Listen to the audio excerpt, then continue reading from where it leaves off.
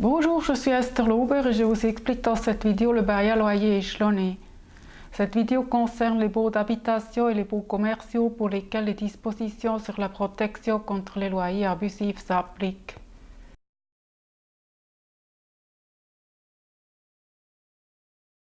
Différents motifs peuvent amener les parties à conclure un bail à loyer échelonné. Par exemple, si la situation du marché est défavorable au bailleur, il peut baisser le loyer initial et l'échelonner pour obtenir un rendement suffisamment à l'échéance du bail. Ou les parties peuvent négocier un loyer échelonné si elles souhaitent finaliser à l'avance l'évolution du loyer. Dans ce cas, l'échelonnement remplacera les augmentations futures des coûts.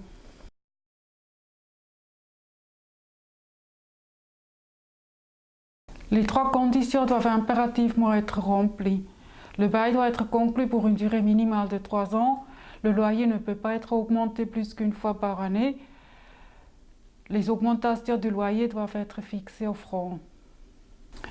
Si les trois conditions ne sont pas remplies, la clause d'échelonnement ne sera pas valable. La clause libératoire ou la clause diplomatique permettent aux locataires de résilier le bail d'une manière anticipée sont possibles, mais le bailleur est lié à une durée minimale de 3 ans. L'échelonnement peut être à la hausse ou à la baisse. Le cumul d'une clause d'indexation avec une clause d'échelonnement est interdit. Chaque hausse de loyer doit être notifiée au locataire moyennant l'avis de confirmation d'échelon. Cet avis doit être communiqué au locataire le plus tôt 4 mois avant l'entrée en vigueur, mais le plus tard la veille de l'entrée en vigueur. À mon avis, ce formalisme ne sert pas à grand-chose parce qu'une contestation du loyer échelonné est exclue au cours du bail. D'autres motifs de majoration ne sont pas autorisés pendant la durée du bail. 2 exceptions sont possibles. Le bail à loyer peut prévoir expressément une augmentation au cas de prestations supplémentaires du bailleur. Le bail peut également expressément prévoir une adaptation du loyer au cas de nouvelles charges qui n'ont pas été prises en considération lors de la conclusion de la clause d'échelonnement. Dans ces 2 cas, la hausse doit être notifiée au moins 10 jours avant son entrée en vigueur. Si le bail à loyer échelonné est reconduit à l'échéance, les parties peuvent solliciter une baisse ou une hausse de loyer. Selon le tribunal fédéral, une adaptation du loyer selon la méthode absolue ne peut être exigée qu'au moment où le bail aurait pu être résilié pour la première fois. Si les parties ont conclu un bail échelonné pour finaliser à l'avance l'évolution du loyer, la date de référence est celle de l'expiration de la clause d'échelonnement.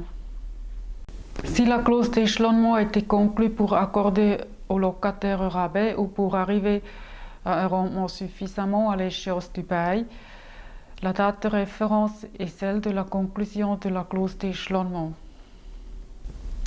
Il est judicieux de le préciser dans le bail à loyer ou dans la convention du loyer échelonné et de préciser les bases de calcul comme le taux hypothécaire et l'indice suisse des prix à la consommation.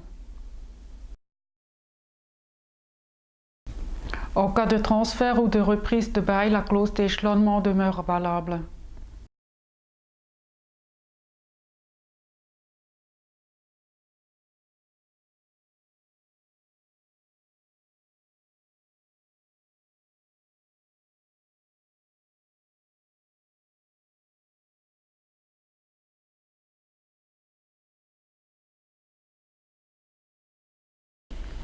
Si vous avez aimé cette vidéo, je vous prie de mettre le pouce en haut et d'abonner ma chaîne de YouTube. Je vous en remercie. À bientôt et au revoir.